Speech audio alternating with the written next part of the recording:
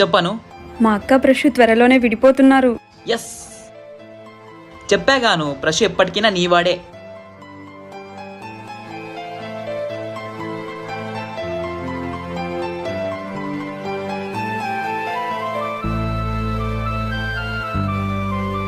ఏమైంది అక్క అలా ఉన్నావు?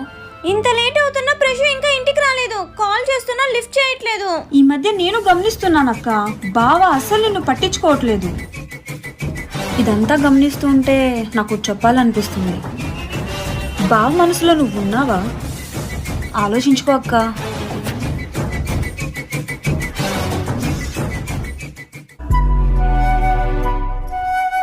ఏంటి ప్రశు లేట్? మళ్ళీ తాగొచ్చావా?